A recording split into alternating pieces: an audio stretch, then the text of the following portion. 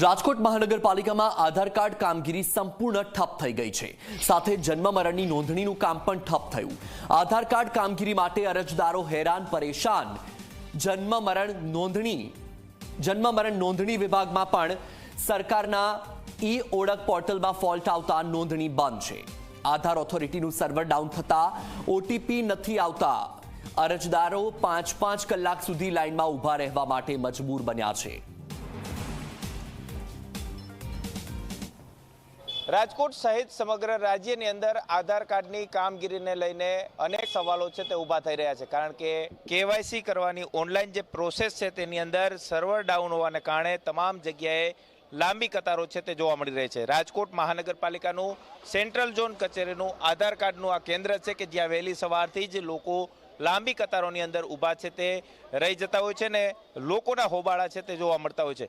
દરરોજ આ જ પ્રકારની છેલ્લા એક અઠવાડિયાથી પરિસ્થિતિ છે તે જોવા મળી રહી છે. રાજકોટ મહાનગરપાલિકાનું જે આધાર કાર્ડનું જે કેન્દ્ર છે કે ત્યાં હવે ત્રણેય ઝોનની અંદર આધાર કાર્ડ કેન્દ્ર છે તે શરૂ કરી દેવામાં આવ્યા છે. સાથે જ પોસ્ટ ઓફિસ અને બેંકની અંદર પણ લોકો છે તે કેવાયસી છે તે કરી શકે છે. આપણે કેટલાક અહીં લોકો છે તેમની સાથે વાત કરવાનો પ્રયાસ કરીશું. બા, શેના કામ માટે આવ્યા છો અને કેટલા વાગ્યાથી ઊભા છો? સરનેમ બદલાવાની છે ખાલી આધાર કાર્ડમાં. બરાબર છે. 9:30 આવી છે. બરાબર છે. કેવી મુશ્કેલી આવે લોકોને? અરે હું ઠેઠમાં ઉડી ગામથી આવી છું. અમે 6 વાગ્યાના હેરાન થઈ રહ્યા છીએ. આધાર કાર્ડ અપડેટ કરવા આવ્યા છોકરા માટે. બરાબર. તો હજી લાઈનમાં જ ઊભા છે. શેમાં આધાર કાર્ડ અપડેટ કરીને શેમાં આપવાનું છે? કેવાયસી કરવાનું છે? કેવાયસી કરવાનું છે એટલે અપડેટ કરવાના છે છોકરાઓ માટે. બરાબર છે. આ કેવાયસી અપડેટ કરવાનું છે તો શું જવાબ મળતો છે? જવાબ તો નથી મળ્યો હજી કાંઈ, પણ નામ સુધારવા માટે લાઈનમાં જ ઊભા છે. બરાબર. સવારના વહેલા આવ્યા છે અને જસદણથી આવ્યા છે. જસદણથી એવું કહેવામાં આવ્યું કે મ્યુનિસિપાલિટી કોર્પોરેશન ઓફિસે જઈને જ તમને જે કાંઈ થશે એ થશે, આયા નહીં થાય. નામ સુધારવામાં એવું છે કે મારે જન્મ તારીખમાં અલગ છે ને આધાર કાર્ડમાં અલગ થઈ ગયું હતું, એટલે લિમિટ એની ક્રોસ થઈ ગઈ છે નામ સુધારવાની. પણ અત્યારે લાઈનમાં વારો આવે છે, નામ સુધરે એમ નથી. એમાં એવું છે ચાઇલ્ડનું છે ને એટલે 5 વર્ષ પછી અપડેટ કરાવવું પડે એના હિસાબે. અને કેવાયસીમાં બહુ તકલીફ પડે છે. પહેલાં ગવર્મેન્ટ એમ કે એપ્લિકેશન ડાઉનલોડ કરી અને કરી લ્યો, પણ તમે 30 ફેરે કરો ને તોય થતું નથી. ફરજિયાત તમારે સરકારીમાં જ જવું પડે. અને અહીંયા એવું થાય 3 થી 4 કલાક બગાડો તો જ તમારો વારો આવે, બાકી આવતો નથી. આધાર કાર્ડ તમે અપડેટ શા માટે કરાવો છો? ક્યાં આગળ જરૂર છે તમારે? એની સરનામમાં ફેર આવ્યો છે. અમારે ગોહિલ અટક છે, આમાં ગોહિલ છે, અમારે સરનામમાં ફેર કરાવવાનું છે.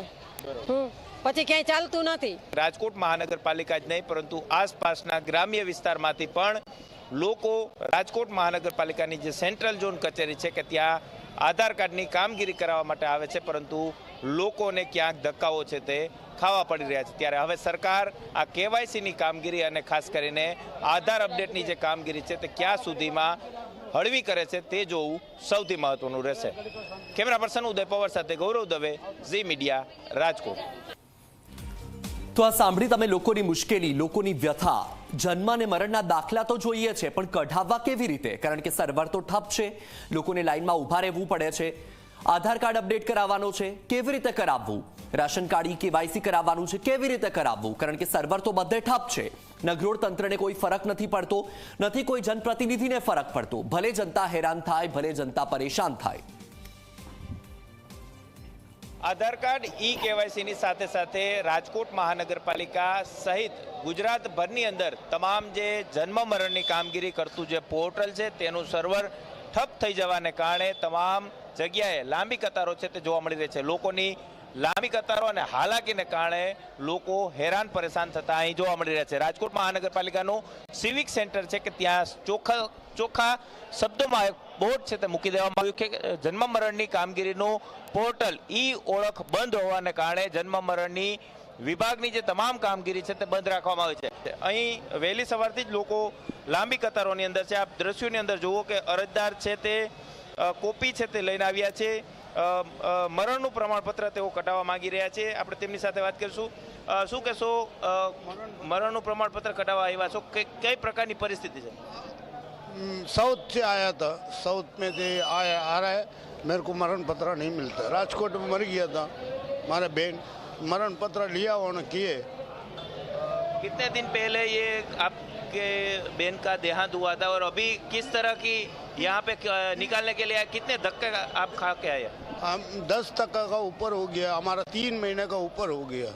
શેની કામગીરી માટે આવ્યા છો? કેવી પરિસ્થિતિ છે? પરિસ્થિતિ સર બહુ ખરાબ છે. હું જન્મનો દાખલો લેવા માટે 5 દીધી ધક્કો ખાવું. રોજ વારંવાર એવી જ પરિસ્થિતિ મળે કે કાલે આવજો, પરમદી આવજો, સર્વર બંધ છે. આમથી એમ આપણે આપણો કામ ધંધો મૂકીને આવી, અમારું વર્તન કોણ આપશે? અમે 5 દીધી હેરાન થાય તો અમારે તો પગાર જાય નહીં. શેના માટે આવ્યા? જન્મનો દાખલો લેવા સર. હવે અત્યારે જરૂરી કાઢવા માટે વરી સ્કૂલમાં દાખલો લેવો મોટી થાય તો એના માટે અમારે દેવું તો પડે ને. શેની કામગીરી માટે કાકા ધક્કા ખાઈ રહ્યા છો? મારે મરણ દાખલો કઢાવવો છે મારા છોકરાનો. તો આ ત્રિવેદી સાહેબ કે અમારા હાથમાં નથી, તો પછી હવે અમારે શું કરવાનું? અમારી રોજી રોટી બંધ કરીને રિક્ષા ભાડે આખું છું, બરોબર, અને કોઈ અમને આ જવાબ દેતા નથી. 5મો દિવસ થયો જોઈ રહ્યા ત્રિવેદી સાહેબ, એ હરકો જવાબ દેતા નથી. ચોક્કસ જ અધિકારીઓ જવાબ નથી આપતા તેવી ફરિયાદો કરી રહ્યા છે. આધાર કાર્ડ કઢાવવા. તો આપણી સાથે ધારાસભ્ય ઉદય કાનગર જોડાયા છે ફોન લાઈન પર. ઉદયભાઈ, સ્વાગત છે આપનું ઝી 24 કલાકમાં. હવે રાજકોટની જનતા પરેશાન થઈ ગઈ છે કારણ કે જન્મ મરણના દાખલા લેવા જાય તો સર્વર ઠપ છે, લાઈનોમાં ઉભા રહેવું પડે છે. આધાર અપડેટ કરાવવું હોય તો પણ લાઈનોમાં ઉભા રહેવું પડે છે. સિવિક સેન્ટરથી લાંબી લાઈનોના દ્રશ્યો સામે આવી રહ્યા છે. તમને ખ્યાલ છે? હાજી, ખ્યાલ છે, અને મેં પણ મ્યુનિસિપલ કમિશનર અને કલેક્ટરશ્રીને ધ્યાનમાં મૂક્યું છે. કોઈ ટેકનિકલ પ્રોબ્લેમના હિસાબે થોડું હતું, અને હવે તાત્કાલિક એ લોકો એ બધું જે કાંઈ એમને અપડેટ કરવાનું હોય એ કરી. અને પણ ઉદયભાઈ, બધા જ સર્વરમાં ટેકનિકલ પ્રોબ્લેમ હોય? મારે સાંભળો, આ જે છે એ આખું જે સોફ્ટવેર જ્યારે અપડેટ કરતા હોય ત્યારે વચ્ચે ગમે ત્યારે 1-2 દિવસ ક્યારેક પ્રોબ્લેમ આવતો જ હોય છે. અરે પણ ઉદયભાઈ, બધા જ સર્વરમાં એક સાથે તકલીફ થાય? આખો ઉપરથી અપડેટ હોય, આખું ઉપરથી આવે, સેન્ટ્રલી હોય છે. આખો અહીંનો લોકલ સોફ્ટવેર નથી હોતો, એટલે ઉપર જયારે કઈ અપડેટ થતું હોય છે ત્યારે આ પ્રોબ્લેમ થાય. થોડાક દિવસ 2-3 દિવસ હોય અને પાછું રેગ્યુલર થઈ જાય. પણ ઉદયભાઈ, આ તો 4 દિવસ થઈ ગયા. 4 દિવસથી લોકો હેરાન થઈ રહ્યા છે. અરે મારી વાત સાંભળો, સોફ્ટવેર વસ્તુ એવી છે કે તમને કહી દઉં, ક્યારેક કોઈ એરર આવી ગયો હોય તો એને સુધારવામાં થોડોક સમય લાગે. ત્યારે એ દરમિયાન લોકો આવતા હોય, સ્વાભાવિક છે હેરાન થાય, ને હેરાન ન જ થવા જોઈએ. એના માટે કલેક્ટરશ્રી અને મ્યુનિસિપલ કમિશનર ઉદયભાઈ આનું નિવારણ છે ને તાત્કાલિક આવી જાય એના માટે પ્રયત્નશીલ છે. ઉદયભાઈ, ત્યાંના જે લોકો છે, લોકોનું કહેવું છે કે કોઈ પણ જનપ્રતિનિધિ હજુ સુધી અહીંયા ફરક્યા પણ નથી. અરે લોકો બિચારા જ્યાં જાતા હોય 2-3 કલાક લાઈનમાં બેસે, પછી વારો ન આવે, લોકો હેરાન થતા હોય, એ સારી વાત ન જ કહેવાય. એટલા માટે જ અમે રજૂઆત કરી છે કે ભાઈ તાત્કાલિક જે કાંઈ હોય, આનો જે કાંઈ ટેકનિકલ એરર હોય કે જે કાંઈ પ્રોબ્લેમ હોય સોફ્ટવેરમાં, એ તાત્કાલિક સરખો બરાબર કરાવી અને આ લોકો હેરાન ન થાય, એની સમસ્યાનું તાત્કાલિક નિરાકરણ આવે. બહુ સારી વાત કહેવાય કે તમે આટલું વિચારી રહ્યા છો. ઉદયભાઈ, જોડાયેલા રહેજો ફોન લાઈન પર. આપણી સાથે વિપક્ષ નેતા વશરામ સાગઠિયા પણ જોડાયા છે. વશરામભાઈ, રાજકોટ વાસીઓ હેરાન પરેશાન થઈ રહ્યા છે. વહેલી સવારથી લાઈનમાં ઉભા રહેવું પડી રહ્યું છે અને બધા સર્વર ઠપ છે. આપણી સાથે ધારાસભ્ય ઉદયભાઈ પણ છે. હવે તેમનું કહેવું છે કે સર્વરમાં કંઈક ખામી સર્જાઈ છે, ટેકનિકલ ખામી છે અને તેના કારણે પરેશાન થઈ રહ્યા છે, પરંતુ વહેલી તકે આનું નિવારણ લાવવામાં આવશે. પરંતુ વશરામભાઈ, આવું પહેલી વાર નથી થયું, અનેક વખત થયું છે. તમે શું ધ્યાન આપ્યું? તમને શું આ બાબતનું ખ્યાલ છે? અમે 3 દિવસ પહેલા રાજકોટ શહેર કોંગ્રેસના લેટર પેડ માથે કમિશનરશ્રીને લેખિત આપ્યું કે ભાઈ આ સર્વર બંધ છે, વારંવાર સર્વરનો પ્રોબ્લેમ ઉપસ્થિત થતો હોય તો એ સર્વરમાં સરકારની ક્યાંક ને ક્યાંક જવાબદારી ફિક્સ થાય છે. એટલે સરકારની પણ જવાબદારી હોય છે. કોર્પોરેશનની અહીંની જે ટીમ રહી એની વારંવાર રજૂઆતો, ફરિયાદો એની છે. લોકો બહુ ફરિયાદો કરે છે. આ પહેલા પણ અમે એની ફરિયાદ કરી હતી.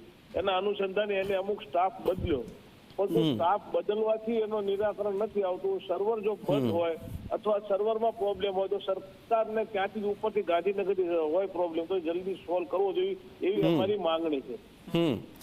વશરામભાઈ, જેના હિસાબે લોકો હેરાન થતા બંધ થાય. વશરામભાઈ, રાજકોટ વાસીઓનું કહેવું છે, જે લોકો પરેશાન થઈ રહ્યા છે, લાઈનમાં ઉભા રહ્યા છે, તેમનું કહેવું છે કે કોઈ જનપ્રતિનિધિ હજુ સુધી ફરક્યા નથી. હવે જ્યારે ચૂંટણી આવે છે ત્યારે સત્તા પક્ષ હોય કે વિપક્ષ હોય, તમામ ઉમેદવારો મત માંગવા માટે તો કોઈ ગલી, કોઈ શેરી બધું ખૂંદી નાખે છે. તો અત્યારે કચેરી સુધી જવાનો કોઈની પાસે સમય નથી. આપને કદાચ ખબર નથી, 2 દિવસ પહેલા અમે આવેદન પત્ર આપ્યું છે, બધા અખબારમાં બધી જગ્યાએ આવ્યું છે, આપણે કદાચ જોયું નથી. હા, મને ખ્યાલ છે, પણ રાજકોટ વાસીઓ કહી રહ્યા છે કે કોઈ ફરક્યું નથી. હવે ઉદયભાઈ આપણી સાથે છે. ઉદયભાઈ, સવાલ એ જ થઈ રહ્યો છે કે શું કોઈ કચેરી સુધી જઈ ના શકે? અરે કચેરી સુધી મારી વાત સાંભળો, ત્યાં સ્ટાફ હોય અને ટેકનિકલ પ્રોબ્લેમ હોય તો અમારે જે મુખ્ય તંત્ર, જે મ્યુનિસિપલ કમિશનર હોય કે કલેક્ટર હોય, એમને અમે રજૂઆત કરેલી છે, એમને વાત કરેલી